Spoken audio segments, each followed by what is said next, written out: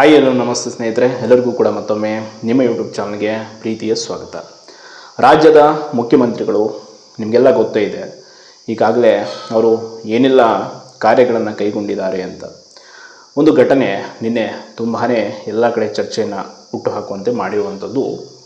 ತುಂಬಿದ ಒಂದು ವೇದಿಕೆಯಲ್ಲಿ ಮಾನ್ಯ ಮುಖ್ಯಮಂತ್ರಿಗಳು, ನಮ್ಮ ರಾಜ್ಯದ ಮುಖ್ಯಮಂತ್ರಿಗಳಾದ ಸಿದ್ದರಾಮಯ್ಯನವರು ಒಬ್ಬ ಅಧಿಕಾರಿಯನ್ನು, ಪೊಲೀಸ್ ಅಧಿಕಾರಿಯನ್ನು ಸಂಬೋಧಿಸಿದಂಥ ರೀತಿ ಹಾಗೂ ಆತನ ಮೇಲೆ ಕೈ ಮಾಡೋದಕ್ಕೆ ಹೋದಂಥ ರೀತಿ ಖಂಡಿತವಾಗಿಯೂ ರಾಜ್ಯದಲ್ಲಿ IPS ಮತ್ತು IAS ದರ್ಜೆಯ ಒಂದು ಅಧಿಕಾರಿಗಳಿಗೆ ಕಿಂಚಿತ್ತಾದರೂ ಗೌರವ ಅನ್ನೋದು ಈ ಒಂದು ರಾಜ್ಯ ಸರ್ಕಾರದಲ್ಲಿ ಉಳಿದಿದೆಯಾ ಅನ್ನೋ ಒಂದು ಪ್ರಶ್ನೆಯನ್ನು ಈಗ ಸಾರ್ವಜನಿಕರ ಮನಸ್ಸಲ್ಲಿ ಹುಟ್ಟುಹಾಕಿದೆ. ಹಾಗೆ ಇನ್ನೊಂದು ಮುಖ್ಯವಾದ ವಿಷಯ ಅಂತಂದರೆ, ಮುಖ್ಯಮಂತ್ರಿಗಳು ಕೇವಲ ಇದೊಂದು ವಿಷಯದಲ್ಲಿ ಈ ರೀತಿ ಇಲ್ಲ. KS ಪರೀಕ್ಷೆಯಲ್ಲಿ ಆಗಿರುವಂಥ ಅನ್ಯಾಯವನ್ನು ಕನ್ನಡ ಮಾಧ್ಯಮದ ಅಭ್ಯರ್ಥಿಗಳು ಹೋಗಿ ಅವರ ಹತ್ರ ನ್ಯಾಯ ಕೇಳಿದರೆ, ಹೋರಾಟವನ್ನು ಮಾಡಿದರೆ ಕೇವಲ 2 ದಿನದಲ್ಲಿ ನಿಮಗೆ ನ್ಯಾಯ ಕೊಡಿಸ್ಬಿಡ್ತೀನಿ, ಒಂದು ಸಂಪುಟ ಸಭೆಯನ್ನು ಕರೀತೀನಿ, ಕೋರ್ಟ್ನ ತೀರ್ಪಿನ ನಂತರ ಮಾತಾಡ್ತೀನಿ ಅಂದವರು ಒಂದೇ ಒಂದು ಪ್ರತಿಕ್ರಿಯೆಯನ್ನು ಕೂಡ ನೀಡದಂತೆ ಸೈಲೆಂಟ್ ಆಗಿದ್ದಾರೆ. ಖಂಡಿತವಾಗಿಯೂ ರಾಜ್ಯದ ಒಂದು ಹಿತವನ್ನು ಕಾಪಾಡಬೇಕಾಗಿರುವಂಥ ಮುಖ್ಯಮಂತ್ರಿಗಳು ಈ ರೀತಿಯಾದಂಥ ಅಧಿಕಾರದ ದರ್ಪವನ್ನು ತೋಡ್ತಾ ಇರೋದು ಖಂಡಿತವಾಗಿಯೂ ಯಾರಿಗೂ ಕೂಡ ಶೋಭೆಯನ್ನು ತರುವಂಥದ್ದಲ್ಲ. ಹಾಗೆ ಮುಖ್ಯವಾದ ವಿಷಯ ಏನಪ್ಪ ಅಂತಂದರೆ, ಈ ಒಂದು ಘಟನೆ ಆದ ನಂತರ ಹಲವಾರು ಜನ ಇದನ್ನು ವಿರೋಧಿಸ್ತಾರೆ. ಅಲ್ಟಿಮೇಟ್ಲಿ ವಿರೋಧಿಸಲೇಬೇಕು. ಏನಿದನ್ನು ಮೆಚ್ಚಿಕೊಂಡು ಕೊಂಡಾಡೋಕ್ಕಾಗತ್ತಾ? ಇಲ್ಲ. ಈ ಒಂದು ನಡೆ ಏನಿದಿಲ್ಲ, ಅಧಿಕಾರದ ಒಂದು ದರ್ಪನ ಅಥವಾ ನಾನೇ ಶ್ರೇಷ್ಠ ಅನ್ನೋ ಒಂದು ಅಹಂಭಾವನೆಯನ್ನು ಅವರ ಹತ್ರ ಬೆಳೆಸ್ಕೊಂಡಿದ್ದಾರೆ ಅನ್ನೋ ಒಂದು ಪ್ರಶ್ನೆಯನ್ನು ಕೂಡ ಹುಟ್ಟಾಕಿದೆ. ರಾಜ್ಯದಲ್ಲಿ ವಿದ್ಯಾರ್ಥಿ ಶಕ್ತಿ ಅನ್ನೋದು ಒಂದು ಇದೆ.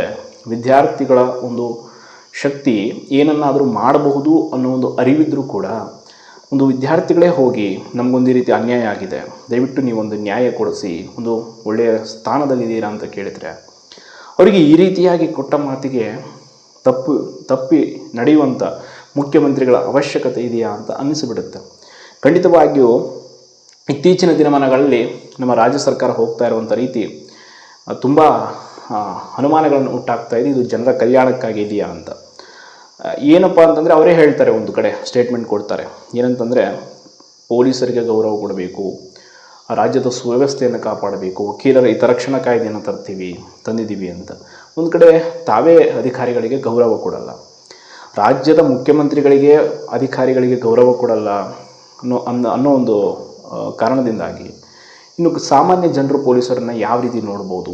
ಈಗಾಗಲೇ ನಿಮ್ಗೆ ಗೊತ್ತಿದೆ ಎಷ್ಟು ಪರಿಸ್ಥಿತಿ, ಆಲ್ರೆಡಿ ಲಾ ಆ್ಯಂಡ್ ಆರ್ಡರ್ ಎಷ್ಟೊಂದು ಹದಗೆಟ್ಟಿದೆ ನಮ್ಮ ರಾಜ್ಯದಲ್ಲಿ ಅಂತ ಅನ್ನೋದಕ್ಕೆ ಹಲವಾರು ಉದಾಹರಣೆಗಳು ದಿನ ವರದಿ ಆಗ್ತಾ ಇರುತ್ತೆ. ಈಗ ಮುಖ್ಯಮಂತ್ರಿಗಳು ಕೇವಲ ಇದೊಂದು ಅವಧಿಯನ್ನು ನಾನು ಆಳ್ಬಿಡ್ತೀನಿ, ಮುಂದಿನ ಒಂದು ಅವಧಿಗೆ ನಾನು ಇರಲ್ಲ, ಏನಾದರೂ ಮಾಡಬಹುದು ಅನ್ನೋ ಒಂದು ಮನಸ್ಥಿತಿಯಲ್ಲಿದ್ದರೆ ಖಂಡಿತವಾಗಿ ಅದನ್ನು ಅವರು ಆ ಮನಸ್ಥಿತಿಯಿಂದ ಹೊರಬರಬೇಕು. ಕಾರಣ ಅವರ ಸರ್ಕಾರ ಇದೆಯಲ್ಲ, ಅವರ ಪಕ್ಷ, ಅದು ಇವತ್ತು ನಿನಗೆ ಮುಗಿದೋಗುವಂಥದ್ದಲ್ಲ. ಅದು ಕಂಟಿನ್ಯೂಸ್ ಆಗಿ ಮುಂದಿನ ದಿನಮಾನಗಳಲ್ಲಿ ಆಡಳಿತಕ್ಕೆ ಬರಬೇಕು ಅನ್ನೋ ಒಂದು ಹಪಾಪಿಯನ್ನು ಇಟ್ಕೊಂಡಿರುತ್ತೆ. ಆದ ಕಾರಣ ಅವರು ಒಂದು ರೀತಿ ಸಾರ್ವಜನಿಕ ಜೀವನದಲ್ಲಿ ನಡೆದುಕೊಳ್ಳುವಂಥ ನಡೆ, ನುಡಿ, ಆಚಾರ ವಿಚಾರಗಳೆಲ್ಲವೂ ಕೂಡ ತುಂಬ ಸೂಕ್ಷ್ಮವಾಗಿರಬೇಕು. ಹಾಗೆ ಅವೆಲ್ಲವನ್ನು ಕೂಡ ಪ್ರತಿಯೊಬ್ಬರು ಗಮನಿಸ್ತಿರ್ತಾರೆ ಅನ್ನೋ ಒಂದು ಅರಿವು ಅವರಿಗೆ ಇರಬೇಕು. ಇಲ್ಲದೇ ಹೊರತಾಗಿ ಈ ರೀತಿಯಂಥ ಘಟನೆಗಳು ಪದೇ ಮರುಕಳಿಸುತ್ತೆ. ಇತ್ತೀಚೆಗೆ ನೀವೇ ನೋಡಿದ್ದೀರಾ, ಬೀರ್ದೇವ್ ದೋಣೆ ಅಂತೇಳಿ IPS ಅಧಿಕಾರಿಯಾಗಿರುವಂಥ ನಮ್ಮ ಮುಖ್ಯಮಂತ್ರಿಗಳ ಸಮುದಾಯದವರೇ, ಅವರಿಗೆ ಎಷ್ಟೆಲ್ಲ ಗೌರವ, ಒಂದು ಸಮ್ಮಾನಗಳು ಸಿಗ್ತಾ ಇದೆ ಅಂತ. ಹಗಲು ರಾತ್ರಿ ಏನಂದರೆ ಕಷ್ಟಪಟ್ಟು ಓದಿ ಆ ಒಂದು ದರ್ಜೆಯ ಅಧಿಕಾರಿಗಳಾಗಿ ಅವರು ಕೆಲಸ ಮಾಡ್ತಾರಂತಂದರೆ ಅವರ ಒಂದು ಜ್ಞಾನಕ್ಕಾದರೂ ಒಂದು ಕಿಂಚಿತ್ತು ಬೆಲೆ ಕೊಡೋದು ಬೇಡವಾ? ಈ ಹಿಂದೆ ಕೂಡ ಮುಖ್ಯಮಂತ್ರಿಗಳು ಇದೇ ರೀತಿ ವಿಜಯನಗರ ಜಿಲ್ಲಾಧಿಕಾರಿಗಳಿಗೆ ಅವಮಾನ ಮಾಡಿದ್ದಂಥದ್ದು ವೇದಿಕೆ ಮೇಲೆ, ಅದು ಕೂಡ ವರದಿಯಾಗಿತ್ತು.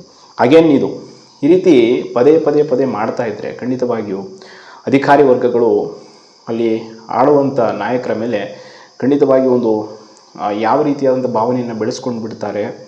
ಇದು ನಮಗೆ ವ್ಯವಸ್ಥಿತವಾದಂಥ ಸರ್ಕಾರ ಅಲ್ಲ, ನಾವು ಕೆಲಸ ಮಾಡುವಂಥ ವ್ಯವಸ್ಥೆ ಸರಿ ಇಲ್ಲ ಅನ್ನೋ ಒಂದು ಮನಸ್ಥಿತಿ ಅವರಿಗೆ ಬರುತ್ತೆ. ಈಗಾಗಲೇ KS ಅಭ್ಯರ್ಥಿಗಳು ಖಂಡಿತವಾಗಿಯೂ ಹಲವಾರು ಬಾರಿ ಮನೆ ಮುಖ್ಯಮಂತ್ರಿಗಳ ಹತ್ರ ಹೋಗಿ ನ್ಯಾಯವನ್ನು ಕೇಳಿದ್ದಾರೆ.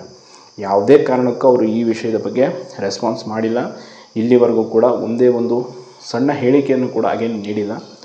ಇದಕ್ಕೆ ಏನು ಪರಿಣಾಮಕಾರಿ ಆದಂಥ ಒಂದು ಬೆಳವಣಿಗೆ ಆಗಬಹುದು ಅನ್ನೋದನ್ನು ಮುಂದಿನ ಚುನಾವಣೆಯಲ್ಲಿ ಈ ಒಂದು ಯುವ ಶಕ್ತಿ, ಈ ಒಂದು ವಿದ್ಯಾರ್ಥಿ ಶಕ್ತಿ ಖಂಡಿತವಾಗಿಯೂ ಮುಖ್ಯಮಂತ್ರಿಗಳಿಗೆ ತೋರಿಸ್ಕೊಡುತ್ತೆ, ಅದರಲ್ಲಿ ಯಾವುದೇ ಡೌಟ್ ಇಲ್ಲ.